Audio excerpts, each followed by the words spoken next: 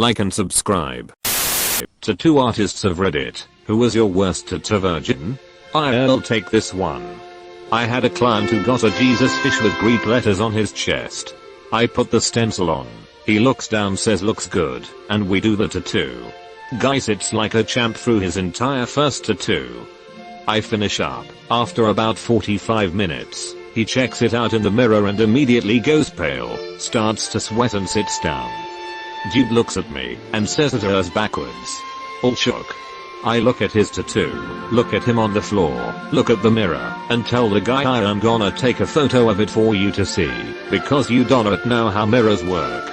A couple minutes go by as I am handing the dude paper towels. The guy stands up all quick and tries to play it off, like he was just messing with me, even though for a minute there was a corpse on my studio floor. One shop I worked at, we had a couple coming on the day we did $100 2" by 2" tattoos. They both were getting these small triceratops outline tattoos behind their ears. Nothing too crazy or detailed, so maybe about 15 minutes each in the chair at most.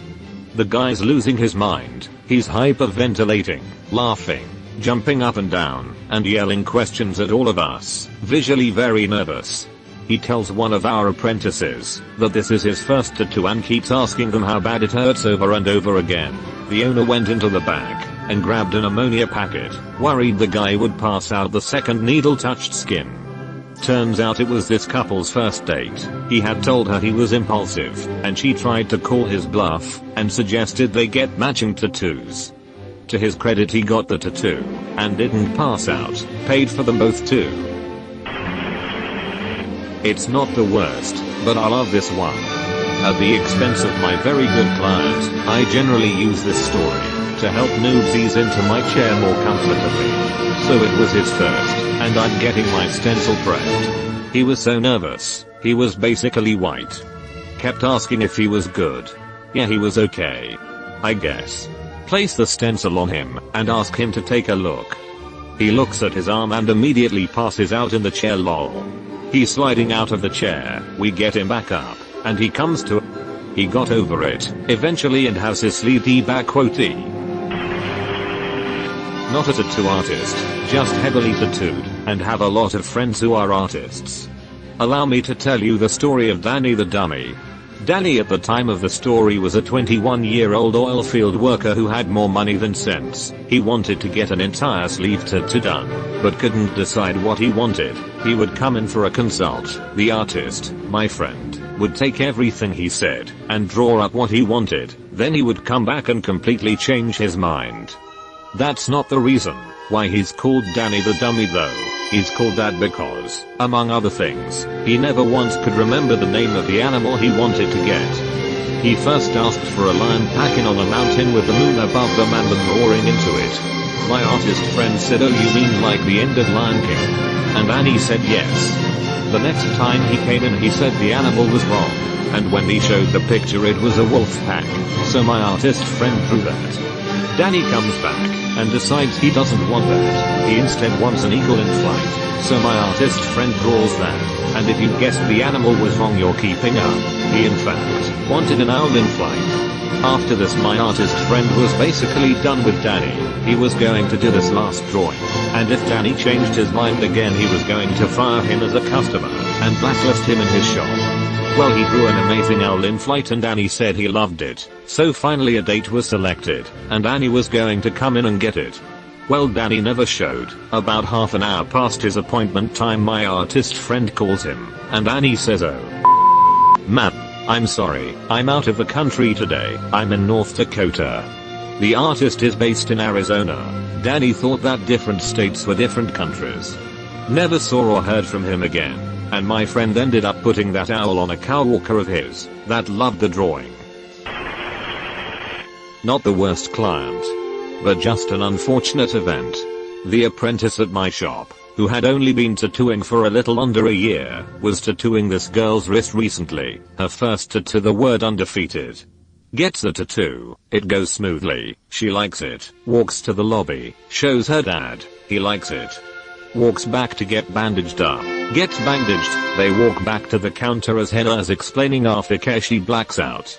falls back, hits her head on a giant painting hanging on the wall, an Ed Hardy original. The painting falls, glass breaks. He runs over, picks her up, and is checking the back of her head. Realizes a giant piece of glass had punctured her shoulder/trap. EMT comes, tell her she needs stitches. They end up having to take her to the emergency room, where she got 6 stitches. The next week the girl brought him a giant tub of cookies. She wasn't at the worst, but it was an incredibly unfortunate experience for the both of them. His first time having someone pass out, and her being defeated. There's a few different ways you can go with worst. Is worst most proactive? Is worst most picky and unreasonable? I've been pretty lucky in the grand scheme of things. My worst most proactive/annoying client was this dude who was very clearly a drug addict. He came in, wanted a simple tribal tattoo on his stomach. I saw sure no problem, but he starts haggling me about the price. At first it was $400, then he said no more than $200. We finally settled on $300, after about 20 minutes of back and forth. I get all set up, we start the tattoo. Within a minute he says he needs to stand up, that he's in too much pain and needs to walk around. He walks around for about 2 or 3 minutes, then lays back down, gets tattooed for another couple minutes, and then same thing.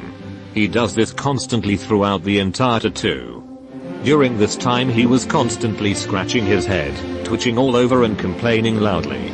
But the worst part wasn't the fact that this 2-hour tattoo turned into almost 4 hours. The worst was that he kept going out for smoke breaks, but kept only taking 2 or 3 puffs, putting the cherry out, and then putting the smoke back in his pocket. So all I could smell the entire time was musty cigs. It was disgusting. The cigarettes smelled old. If you've ever smelled old cigs you know what I'm talking about. He also kept putting it in the pocket that was right beside my face. No chance I am haggling with somebody hollers about to permanently mark my body. Not your usual tattoo virgin story, more of a rant on my behalf, but I've been tattooing for almost 8 years now. The worst experience I have had with a client was a lady whom my workmates and I would call the Hello Kitty lady, 30-something-year-old tattoo virgin. So essentially the design we were working on was Hello Kitty riding a pink dragon, half sleeve, shoulder to elbow. Now I specialize in Japanese tattoos, which for the initial consultation she expressed how much she loved my style of Japanese dragons. So here's me thinking, sick, I can smash this dragon out the park, and just put a Hello Kitty on the dragon, easy peasy. Booked her in for a full 8-hour day. So we begin tattooing. We start talking about how much we both love art, and she's heavily praising the tattoos I do, and my tattoo style. Super friendly, and we're hitting it off. She's talking kinda loud, which I take is because she's understandably nervous, meaning my workmates can easily hear her speaking as well. Fast forward to our 20-minute lunch break. I finish eating, and so I walk out to front reception where one of my workmates tells me, hey man, I was outside having a smoke with your client. Not too sure if she knew I was an artist as well, but she was real upset with how the tattoo's going. She says it isn't hurting as much, that you're not doing the tattoo properly, because her skin's not red, irritated, and she said there's no way I'm paying all that money for a tattoo. That isn't done properly completely caught me off guard, and went against either a thing we were talking about. So when we came back to tattooing I made sure to be overly reassuring, letting her know exactly what I was doing, and why I was using certain inks which she would insist were too light of a shade of pink, but I knew this pink was going to heal exactly the way she wanted it. Anyways, we finish up, and I get home, check my emails, and there are 2 huge paragraphs on how much of a job I've done, and that I never did what she asked for. We both clearly agreed to the design beforehand. I do this with every one of my clients, where I get them to check the design. I reply reassuring her that the tattoo will heal as planned, that the colors will settle, and that it is easily fixable. I put paw prints on Hello Kitty, to show it was the underside of her paws, and not just 2 little random clouds poking out. But she didn't want them, even though they were in the original design she approved. No worries, I gray lined them, so they'd be super easy to fix. She replies with another long paragraph on how I should tattoo and listen to my client's wishes, which I don't reply to because at this point I know she is overreacting and it's her first tattoo. 2 weeks later she emails saying how much she loves her tattoo, it healed perfectly, the pink was the right shade, and that she wants to book it to finish it up. vertical bar DEURE. Edit. People are asking if she apologized or if I finished the tattoo. So I didn't end up finishing, I palmed her off to another artist.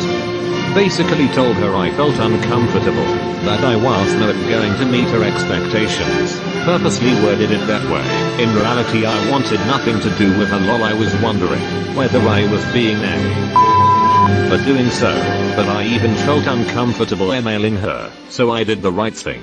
She also never apologized, didn't even acknowledge her behavior. Since then I take even more precautions before booking in clients. You've been visited by the ghost of a very important man. Pay your respects by liking and subscribing, and he'll grant you 3 weeks of good luck.